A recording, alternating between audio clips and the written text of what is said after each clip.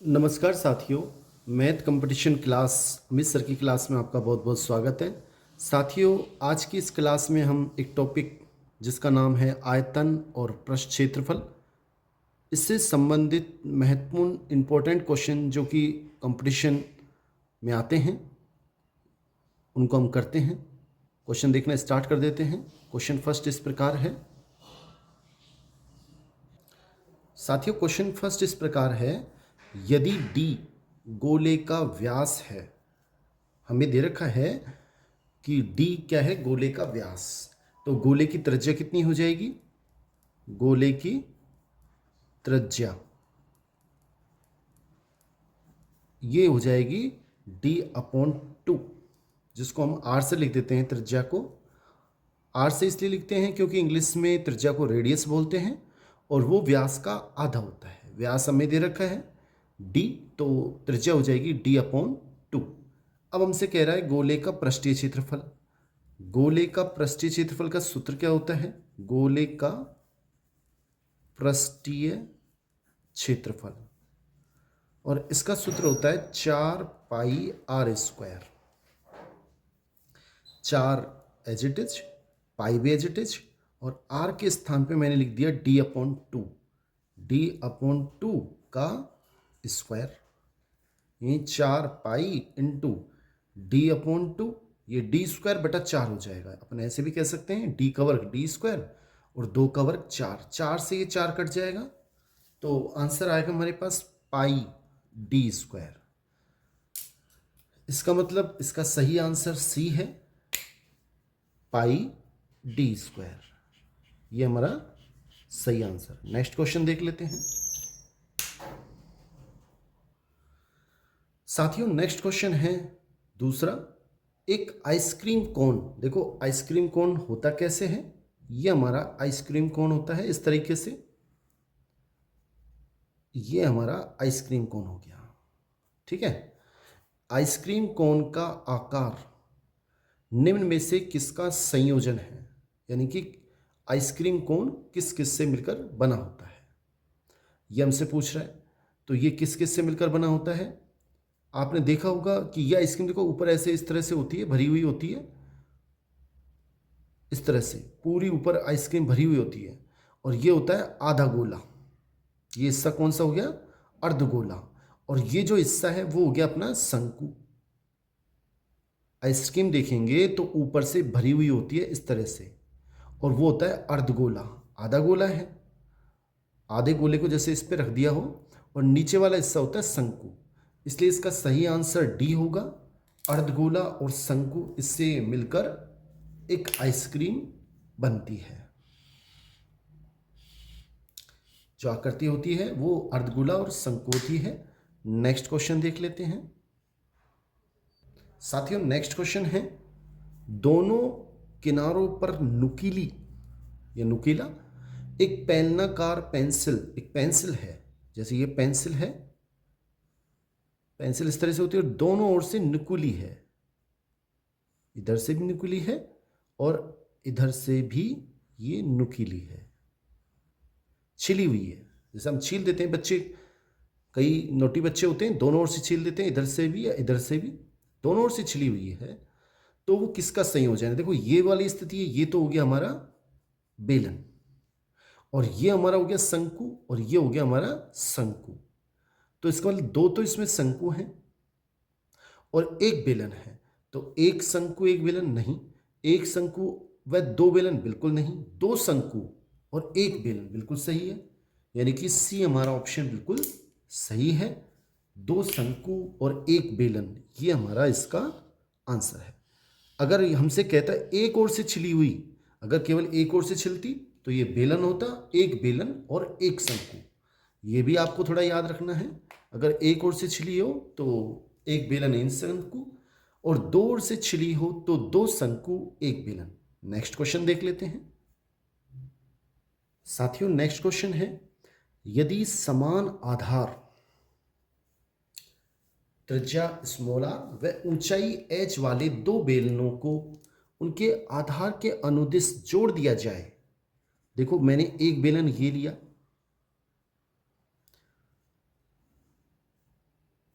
ये एक बेलन है,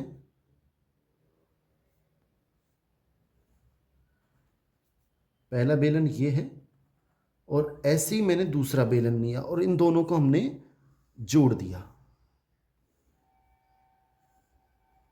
देखो ये दो बेलन जुड़ गए। पहला जो बेलन है उसकी त्रिज्या r है, इसकी भी त्रिज्या r है, दोनों की त्रिज्या r है, और इसकी ऊंचाई हमें दे रखी है h। इसकी ऊंचाई कितनी है? h, तो ये भी h हो जाएगी। दूसरे बेलन की क्वेश्चन को फिर पढ़ लें। यदि समान आधार त्रिज्या r, यानी कि पहला बेलन है उसकी, ये पहला बेलन है, ये दूसरा बेलन है, दोनों की त्रिज्या r है, ऊंचाई दोनों की h है, और इनको आधार के अनुदिश हमने जोड़ दिया, तो नया जो अपना ठोस है उसका कुल क्षेत्रफल क्या होगा? देखो नया बेलन बन गया। अब इस बेलन की त्रिज्या तो आ रही है, लेकिन ऊंचाई अब इसकी h नहीं 2h है। हम बेलन का क्षेत्रफल जानते हैं क्या होता है। एक सामान्य बेलन जिसकी ऊंचाई h क्या होता है? 2 पाई r गुणा h प्लस r। बेलन का क्षेत्रफल होता है 2 पाई r गुणा h प्लस r। ये बेलन का क्षेत्रफल होता है जिसकी ऊंचाई h होती है। अब यहाँ पे 2 पाई r तो आएगा, लेकिन h के स्थान पे 2h हो जाएगा, क्योंकि इसकी ऊंचाई h प्लस h 2h हो गई प्लस r। यानी इसकी सही आंसर कौन सा है? ए इसका बिल्कुल सही आंसर है। 2 पाई r गुणा 2h plus r। Next question देख लेते हैं साथियों। नेक्स्ट क्वेश्चन है, आधार व्यास 2 सेमी और ऊंचाई 16 सेमी वाले एक ठोस धातु के बेलन को पिघलाकर, देखो ये बेलन है और इस बेलन की हमें त्रिज्या दे रखी है 1 सेमी, व्यास दे रखा है, लेकिन त्रिज्या कितनी हो जाएगी? इसकी आधी हो जाएगी व्यास का, यानी त्रिज्या हो जाएगी, और h का मान है 16 सेमी। अब इसको हमने पिघलाकर समान आकार के 12 ठोस गोले, हमने क्या किया? इसको पिघलाया और 12, 16, 12 इस तरह से हमने इनको गोले बना दिए। संख्या कितनी है इनकी? 12। मैं पूरे 12 नहीं बना रहा हूं, बनाना चाहो तो बन सकते हैं। ये लो कितने हो गए? ये 12 गोले बना दिया हमने। प्रत्येक गोले का हमें व्यास ज्ञात करना है। व्यास के लिए पहले हम त्रिज्या ज्ञात कर लेते हैं। और कैसे करेंगे? देखो जब भी किसी एक आकृति को दूसरी आकृति में बदला जाता है तो इसका आयतन और इनका आयतन बराबर होता है। तो बेलन का आयतन कितना होता है हम जानते हैं, पाई r स्क्वायर h, और बराबर क्या होगा? इनका आयतन कितने हैं? ये 12। गोलों का आयतन कितना होता है? 4/3 पाई r क्यूब। मैं इसको r से व्यक्त कर देता हूं कि गोले की त्रिज्या कैपिटल R है, इसकी त्रिज्या स्मॉल r है। अब देखो पाई से तो ये पाई कट जाएगा सीधा सीधा। r का मान कितना हो जाएगा? 1 सेमी। तो 1 का वर्ग करेंगे तो 1 ही आएगा, 1 इंटू 16, यानी यहाँ आ गया 16, और 12 इंटू 4/3 इंटू r क्यूब आ गया।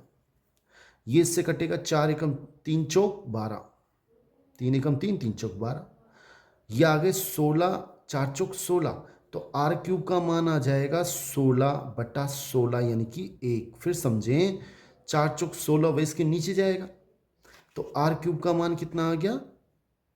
1। और इसको हम क्या लिख सकते हैं? 1 का क्यूब, तो r का मान कितना हो जाएगा? 1। यह आया हमारे पास r का मान। और पूछ क्या रहा है हमसे? व्यास। इसका व्यास क्या होगा? ये हमारे पास आई है त्रिज्या गोले की, और हमसे पूछा है गोले का व्यास। तो गोले का व्यास क्या हो जाएगा? व्यास होता है त्रिज्या का दुगना, यानी कि 2 इंटू त्रिज्याई 1, यानी कि 2 एकम 2 सेमी हमारा सही आंसर है, यानी सी ऑप्शन हमारा बिल्कुल सही है। नेक्स्ट क्वेश्चन देख लेते हैं साथियों। अपना छठा क्वेश्चन इस प्रकार है, यदि एक बेलन को बेलन के समान त्रिज्या वाले 2 अर्धगोलाकार ढक्कनों से ढका जाता है तो नई वस्तु का कुल पृष्ठीय क्षेत्रफल क्या होगा? देखो ये कोई बेलन है और इसको किससे अर्धगोलाकार, ये आधा गोला इधर और आधा गोला इधर, इस बेलन को मैंने इससे ढक दिया, ये हमें आकृति प्राप्त हुई है।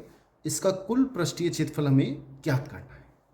देखो आधा गोला इधर है, आधा गोला इधर है, अगर इन दोनों को हम मिलाएंगे तो एक पूरा गोला बन जाएगा और ये बेलन का वक्र पृष्ठ बचेगा। ये बेलन का वक्र पृष्ठ है जिसका क्षेत्रफल होता है 2πr/h। इस आधे गोले को अलग किया, इस आधे गोले को अलग किया, टोटल इसका क्षेत्रफल कितना होगा, एक गोला, और एक गोले का क्षेत्रफल कितना होता है 4πr²। यह हमारा सही आंसर है। इसका मतलब सी ऑप्शन बिल्कुल ठीक है। नेक्स्ट क्वेश्चन देख लेते हैं साथियों। नेक्स्ट क्वेश्चन 7वां। एक आयताकार ठोस की लंबाई हमें दे रखी है, चौड़ाई दे रखी है, एल का मान है 22, लेंथ बी ब्रेथ यानी चौड़ाई 32 सेमी और हाइट एच का मान दे रखा है 39 सेमी। समान धारिता मतलब समान आयतन वाले एक गोले की त्रिज्या क्या होगी, मतलब ये जो घनाभ है इसका आयतन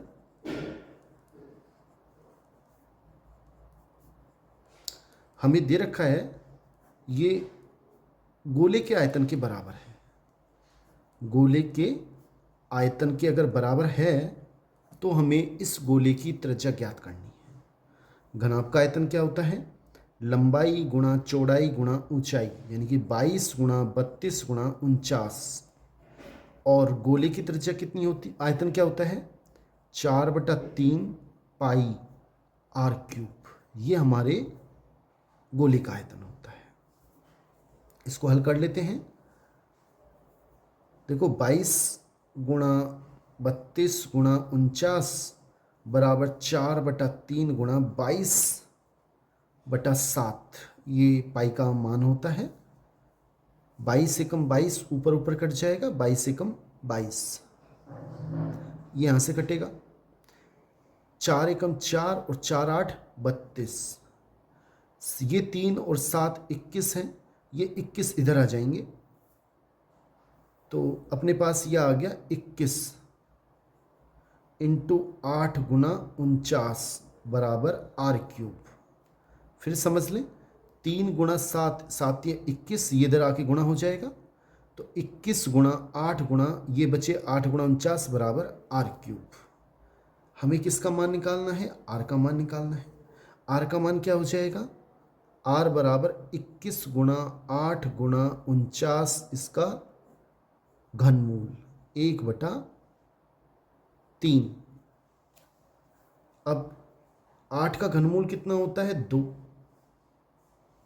क्यों, क्योंकि 8 को हम क्या लिख सकते हैं 2 गुणा 2 गुणा 2, 3 बार, जिसे ऐसे ही इसको हम क्या लिख सकते हैं 7 गुणा 3, और इसको लिख सकते हैं हम 7 गुणा 7 उसकी पावर 1/3। 8 का घनमूल तो 2 हो गया, और इसको हम लिख सकते हैं 7 गुणा 3, इसको 7 गुणा 7, अब 7 3 बार आ गया तो बाहर आके एक बार बाहर आएगा और 7 इससे गुणा हो जाएगा, 7 दूना 14 और 3 की घात 1/3। ये हमारा सही आंसर है। इसका मतलब r का मान ए ऑप्शन हमारा बिल्कुल सही है।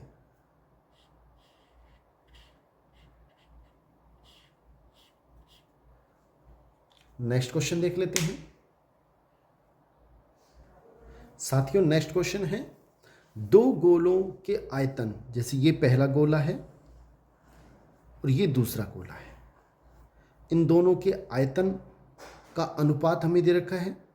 ये पहले गोला, देखो मैंने इसकी त्रिज्या मान ली r1 और इसकी त्रिज्या मान ली r2, तो इस गोले का आयतन कितना होगा 4/3 πr1 का क्यूब।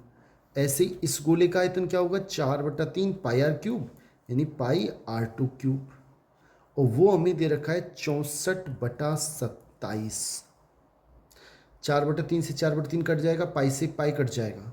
यह आएगा अपने पास R1/R2 की घात 3 और 64/27। इसे मैं क्या लिख सकता हूँ, 4/3 उसकी पावर 3। क्यों, 4 को अगर 3 बार गुणा करते हैं, 4 चौक 16, 16 चौक 64, ऐसे ही 3 तिया 9, 9 तिया 27, दोनों तरफ से क्यूब बटा दिया। R1/R2 का मान आ जाएगा 4/3। ये हमारे पास R1/R2 आया है। अब हमसे पूछ रहा है उनके पृष्ठीय क्षेत्रफलों का अनुपात, और पृष्ठीय क्षेत्रफल पहले वाले का कितना होगा, फर्स्ट गोले का पृष्ठीय क्षेत्रफल होगा 4 पाई R1² और दूसरे का 4 पाई R2²। ये 4 पाई से 4 पाई, 4 4 कट जाएंगे, पाई पाई, तो R1/R2 का स्क्वायर, R2 का स्क्वायर, R1 का स्क्वायर, R2 का स्क्वायर, और इसको लिख सकता हूँ R1/R2 का स्क्वायर। ये हमारे पृष्ठीय क्षेत्रफल का अनुपात आ रहा है, और इसका होल स्क्वायर कितना हो जाएगा, 16/9। यानी अनुपात कितना है, 16/9 हमारा सही आंसर है।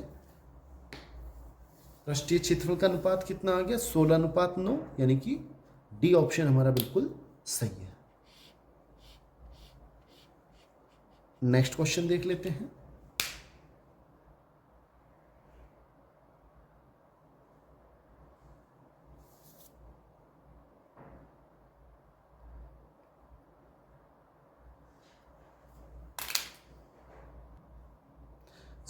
साथियों, नेक्स्ट क्वेश्चन इस प्रकार है, नवा, एक घनाभ जिसका हमें लंबाई चौड़ाई ऊंचाई दे रखी है, इसे पिघलाकर एक घन बनाया जाता है। तो जब एक आकृति से दूसरी आकृति में हम चेंज करते हैं तो हमेशा याद रखें आयतन हमेशा बराबर होगा, यानी कि घनाभ का आयतन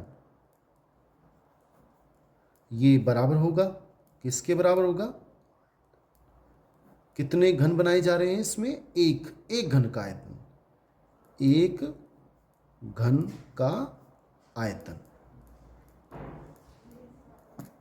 अब घनाभ का आयतन क्या होता है, लंबाई गुणा चौड़ाई गुणा ऊंचाई, तो 100 × 80 × 64, ये लंबाई है, ये चौड़ाई है, ऊंचाई। घन का आयतन क्या होता है, भुजा क्यूब, ये मैंने लिख दिया भुजा क्यूब, सूत्र है, याद रखना है। अब भुजा क्यूब किसके बराबर है, इसको मैं लिख सकता हूं 10 × 10, सो इसको लिख सकता हूं 10 × 8, और इसको लिख सकता हूं 8 × 8, यानी कि 10 × 8 की घात 3 भुजा क्यूब आ गया। ऐसा क्यों लिखा, क्योंकि 10 3 बार आ रहा है, 8 भी 3 बार आ रहा है, तो 10 की घात 3, 8 की घात 3, 3 3 दोनों तरफ से हटाया, तो भुजा का मान आ गया 10 × 8, यानी कि 80 सेमी।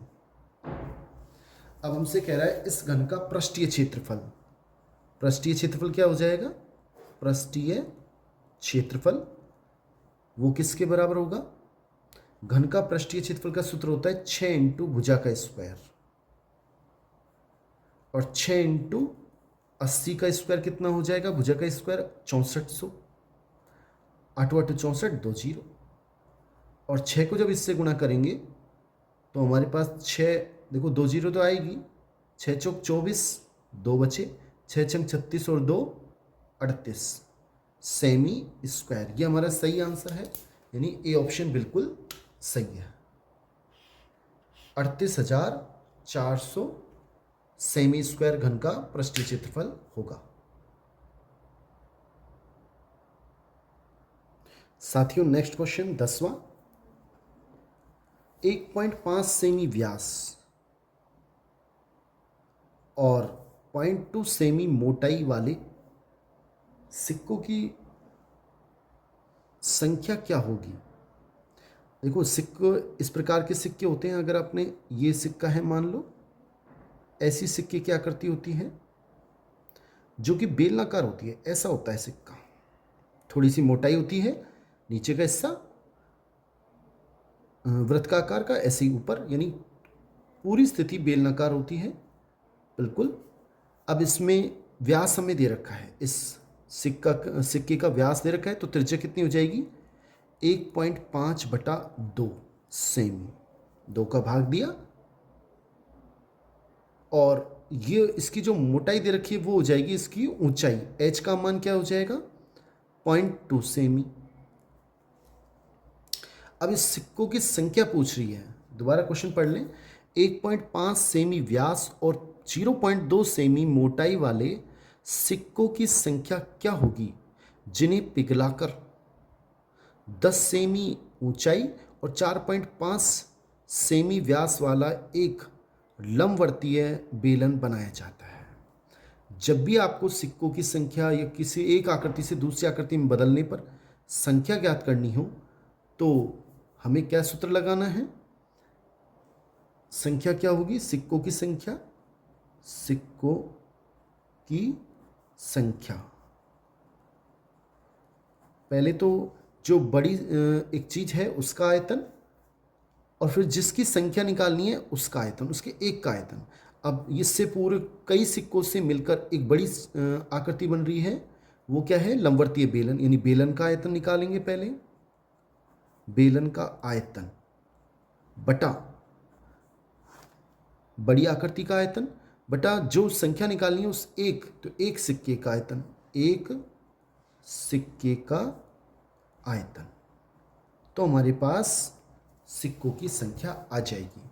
अब बेलन का आयतन क्या होता है हम जानते हैं, बेलन का हमें इसमें पिघलाकर h दे रखा है, व्यास दे रखा है, व्यास इसका आधा हो जाएगा, तो इसका आंसर क्या आएगा पाई। बेलन का सूत्र क्या होता है पाई आर स्क्वायर एच, तो पाई आर स्क्वायर, आर का मान कितना है इसमें 4.5 व्यास है, तो इसका आधा 4.5/2 गुणा 4.5/2, h का मान कितना हो जाएगा 10 बटा, बेलन का सूत्र आयतन होता है पाई आर स्क्वायर एच, तो इस सूत्र से हमने ये निकाला है पाई आर का मान 4.5/2, 4.5/2 इंटू एच का मान 10। अब सिक्का है वो भी बेलन है, उसका आयतन क्या आएगा पाई आर स्क्वायर, आर का मान कितना है 1.5/2, 1.5/2 इंटू एच का मान है 0.2। पाई से ये पाई कट गया, देखो 2 से ये 2 कट जाएगा, ऐसे ये 2 से 2 कट जाएगा, कितना आएगा, ऐसे ही पॉइंट से पॉइंट करके या 1.5 को इसमें भाग देंगे, 15 तिया 45 3, 15 तिया 45 3 10, और यहाँ से जब ये पॉइंट हटेगा तो ऊपर 100 हो जाएगा, नीचे 2 बचेंगे, और जब इसमें भाग देंगे तो ये 50 हो जाएंगे, 3 तिया 9, 9 5 45, 450 सिक्कों की संख्या होगी, यानी सी ऑप्शन हमारा बिल्कुल सही है। नेक्स्ट क्वेश्चन देखते हैं साथियों, ये हमारा 11वां क्वेश्चन है।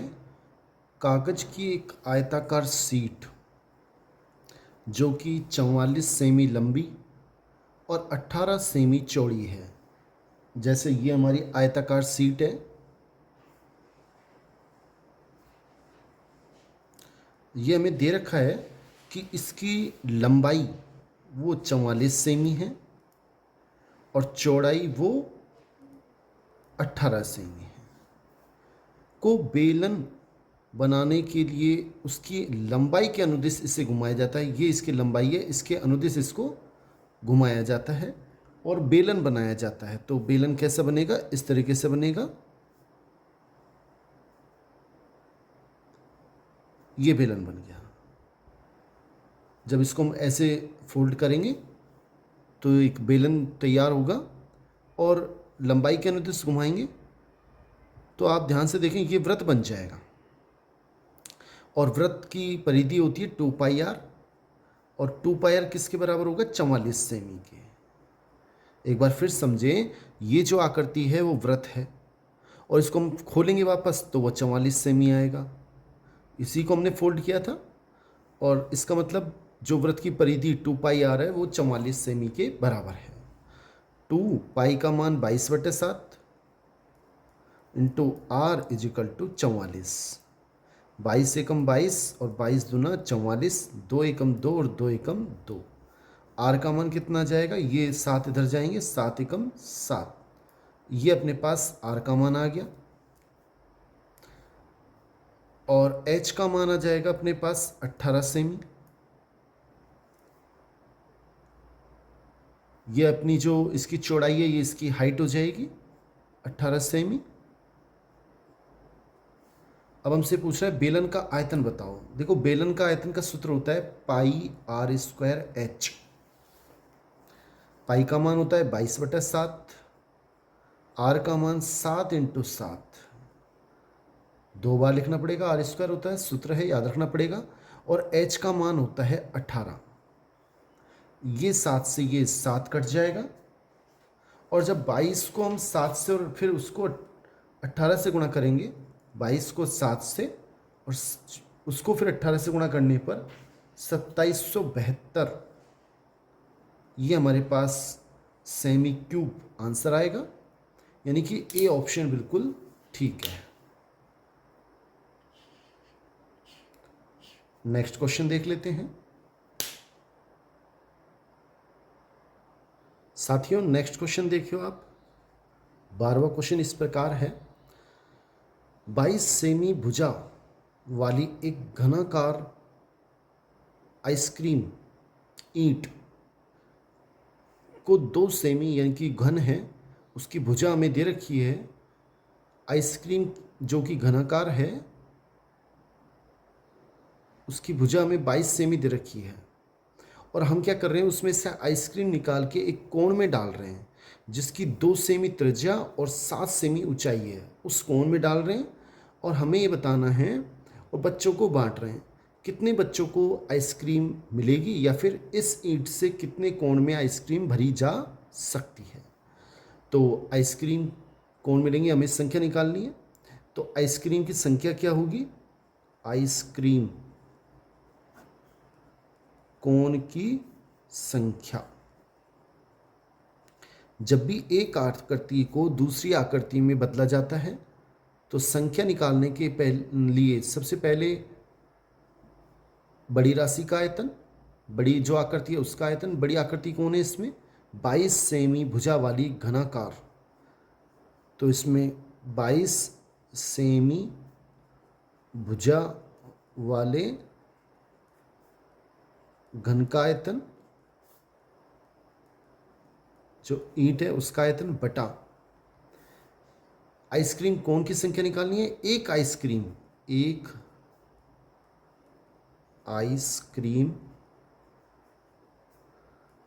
कोण का आयतन। पहले 22 सेमी भुजा वाले घन का आयतन, इसका सूत्र क्या होता है, भुजा क्यूब, यानी कि 22 गुणा 22 गुणा 22। और कोण शंकु, उसका आयतन क्या होता है, 1/3 pi R square H. 1/3 pi R square H. 1/3 pi का मान 22/7, आर स्क्वायर कितना हो जाएगा, 2 सेमी त्रिज्या यानी 2 इंटू 2, और एच का मान कितना हो जाएगा, 7 सेमी। देखो 7 से ये 7, एच का मान 7 हो जाएगा, यहाँ 7 लिख लें आप। एच का मान 7 दे रखा है, 7 से तो ये 7 कट जाएगा, यहीं की यहीं कितना आएगा, 22 गुणा 22 गुणा 22, और ये 3 ऊपर चले जाएंगे, बटा नीचे क्या बचेगा, 22 गुणा 2 गुणा 2। इस 22 से ये 22 कट जाएगा, 2 से ये 11 बार कटेगा, ऐसे ये 2 से 11 बार कटेगा। 11 को 11 से गुणा करेंगे 121 आएंगे, इंटू 3, 3 एकम 3, 3 दूनी 6 और 3 एकम 3, 363 हमारा सही आंसर है। इसका मतलब सी ऑप्शन बिल्कुल ठीक है। नेक्स्ट क्वेश्चन,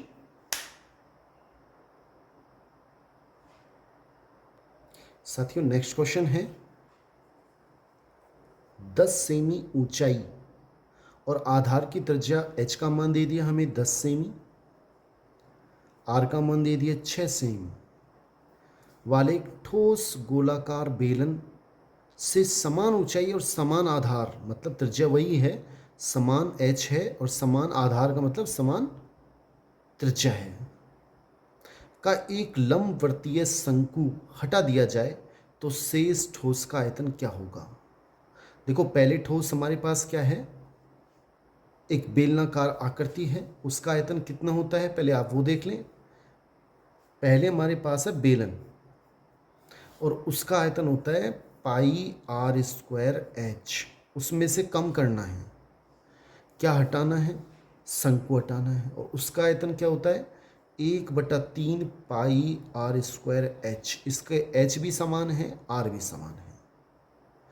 अब ये है हमारे पास पाई आर स्क्वायर, दोनों में से कॉमन ले लिया, पाई आर स्क्वायर एच इधर इसमें से भी इसमें से भी, इसमें क्या बचेगा 1, इसमें कुछ नहीं है तो 1 है, माइनस इसमें बचेगा 1/3 पाई आर स्क्वायर एच, इसमें से भी कॉमन आ गया, इसमें से भी कॉमन आ गया, पाई आर स्क्वायर एच इंटू 2/3, इसको आप हल करोगे 3 लघुत्तम लोगे तो 3 यहाँ जाएगा, 3 माइनस 1 2/3, पाई का मान होता है 22/7, आर का मान होता है 6 × 6, एच का मान 10 2/3, इसको हम हल कर लेते हैं।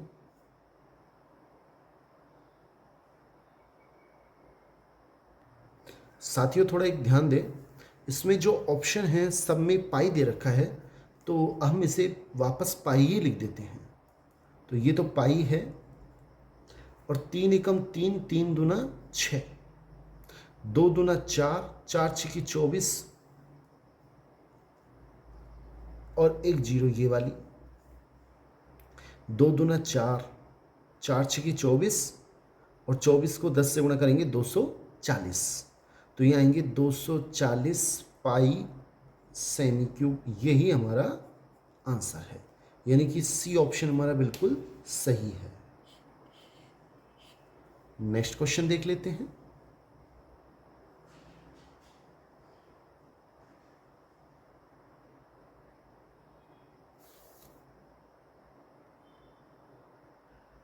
साथियों नेक्स्ट क्वेश्चन है, यदि एक शंकु व बेलन के आधार की त्रिज्या समान है, दोनों की त्रिज्या आर मान लेंगे,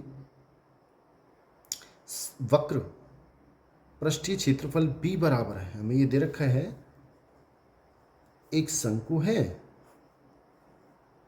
और एक बेलन है और दोनों का वक्र पृष्ठीय क्षेत्रफल बराबर है, त्रिज्या बराबर है, इसका वक्र पृष्ठ का क्षेत्रफल क्या होता है शंकु का पाई आर एल, और ये बराबर है किसके 2 पाई आर एच के, इसका वक्र पृष्ठ का क्षेत्रफल होता है 2 पाई आर एच बराबर है। तो शंकु की तिर्यक ऊंचाई और बेलन की ऊंचाई का अनुपात क्या होगा। देखो पाई से ये पाई कट जाएगा, आर से ये आर कट जाएगा, तो एल बराबर आ गया 2h, तो एल इस एच को मैं नीचे ले आया, यहाँ क्या बचेगा केवल 2, इसके नीचे कुछ नहीं है तो मैंने 1 लगा दिया, यानी कि 2:1, ये हमारा सही आंसर है।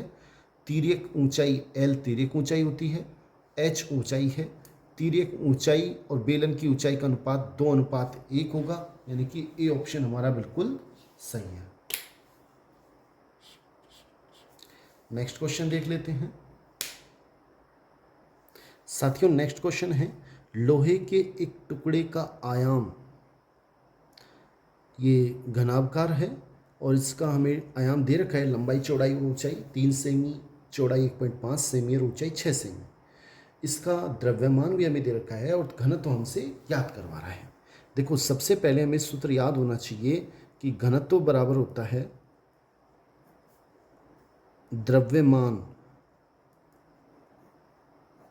द्रव्यमान बटा आयतन, यानी कि D बराबर m/v, ये हमारा सूत्र होता है। अब द्रव्यमान कितना है इसमें? 205.2। आयतन क्या होता है? लंबाई गुणा चौड़ाई गुणा ऊंचाई, यानी कि 3 गुणा 1.5 गुणा 6। इसको हम हल कर लेते हैं। हल कैसे करेंगे? देखो, सबसे पहले हमने इसको 3 से काटा। जब हम इसको 3 से काटेंगे, ये 3 से ऊपर वाला कट जाएगा, तो 3 छिंग 18, 2 बचे, फिर 3 छिंग 3 8 24, 1 बचा, और 3 चौक 12, यानी कि हमारे पास आए 68.4 बटा 1.5 गुणा 6। अब 6 का भाग जब इसमें देंगे तो 6 एकम 6, 6 एकम 6, 2 बचे, और 6 चौक 24, और 1.5, 11.4 बटा 1.5। पॉइंट से पॉइंट काट देंगे, हटा देंगे। अब 3 से काट लेते हैं, 3 से नीचे 3 से ऊपर, तो 3 तिया 9, 2 बचे, 3 8 24, नीचे 3 5 15, 5 का भाग इसमें देंगे तो 5 7 35, 3 बचे, 0 उतार ली, दशमलव, 5 छंगा 30, 7.6, यानी कि सी ऑप्शन हमारा बिल्कुल सही है। नेक्स्ट क्वेश्चन देख लेते हैं।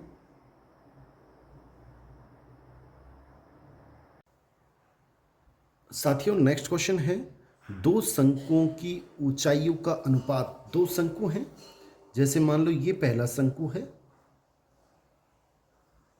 और ये दूसरा शंकु है। इनकी ऊंचाई है, मैंने मान ली इसकी ऊंचाई h1 है, त्रिज्या इसकी h2 है। इनकी ऊंचाइयों का अनुपात यानी h1/h2 का मान दे रखा है 1/3, कॉमा, त्रिज्याओं का अनुपात, इसकी त्रिज्या मानी मैंने r1, इसकी r2, तो r1/r2 का मान हमें दे रखा है 3/1, यानी कि 3। इनके आयतन का अनुपात हमें ज्ञात करना है। पहले शंकु का आयतन क्या होगा?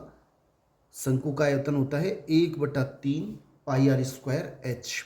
पाई आर स्क्वायर के स्थान पे r1 स्क्वायर, एच के स्थान पे h1 बटा। दूसरे शंकु का आयतन क्या होगा? 1/3 पाई आर स्क्वायर यानी r2 स्क्वायर, एच के स्थान पे h2। 1/3 से 1/3 कट जाएगा, पाई से पाई, तो ये क्या हो जाएगा? r1/r2 का होल स्क्वायर लिख सकता हूँ और h1/h2 लिख सकता हूँ, कोई दिक्कत नहीं। r1/r2 का मान कितना हो जाएगा? 3 और उसका वर्ग 9 गुणा h1/h2 का मान 1/3, यानी कि 3 से जब इसको काटेंगे तो 3 तिया 9, ऊपर 3 बचेगा। हम यहाँ नीचे 1 लिख सकते हैं, तो क्या आएगा? 3:1 हमारा सही आंसर है, यानी कि ए ऑप्शन बिल्कुल ठीक है। नेक्स्ट क्वेश्चन देखते हैं। साथियों, नेक्स्ट क्वेश्चन 17वां, एक घन के विकर्ण की लंबाई हमें दे रखा है। घन के विकर्ण की लंबाई क्या दे रखी है? 6√3। और घन के विकर्ण की लंबाई होती क्या है? √3 गुणा भुजा इसका सूत्र होता है, और उसका मान हमें दे रखा है 6√3। तो भुजा का मान क्या हो जाएगा? 6√3 बटा √3 नीचे आ जाएगा, √3 से √3 कटेगा, 6 आएगा। ये हमारे पास 6 सेमी आ गया। अब इस घन का कुल पृष्ठीय क्षेत्रफल ज्ञात करना है।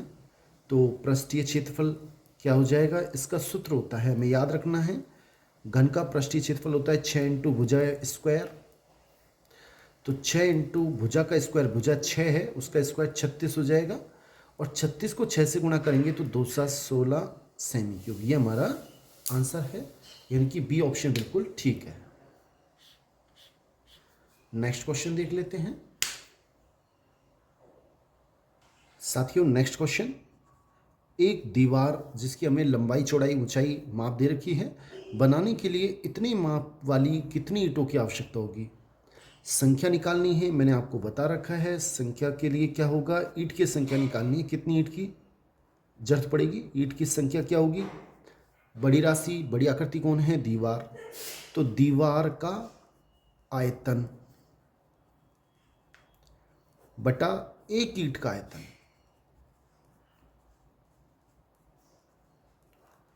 एक ईंट का आयतन कैसे करेंगे? पहले दीवार का आयतन, दीवार का आयतन क्या हो जाएगा? 8 × 6 × 22.5 और एक ईंट का आयतन क्या हो जाएगा?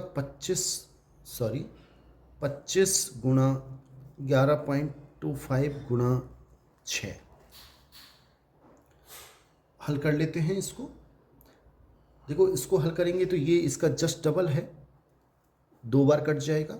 11 दूना 22 और 25 का 50, 11.25 का डबल 22.5 ये आ जाएगा। आगे अगर हम देखें साथियों, इसमें थोड़ा एक विशेष ध्यान रखना है, यहाँ इंटू 100 ये और लिखना होगा, मुझसे गलती हो गई। क्वेश्चन ध्यान से देखें, ये मीटर है और ये सेमी है, ये मीटर है और ये सेमी है, समान राशि में बदलना पड़ेगा। 1 मीटर में 100 सेमी होते हैं, तो 8 × 100, 6 × 100 और 22.5 × 100। अब हम इसे हल कर लेंगे। देखो 6 से ये 6 कट जाएगा, 25 से कम 25 और 25 चौक 100। कितना बचेगा अपने पास? 4 दूनी 8 और 8 छिंग 48।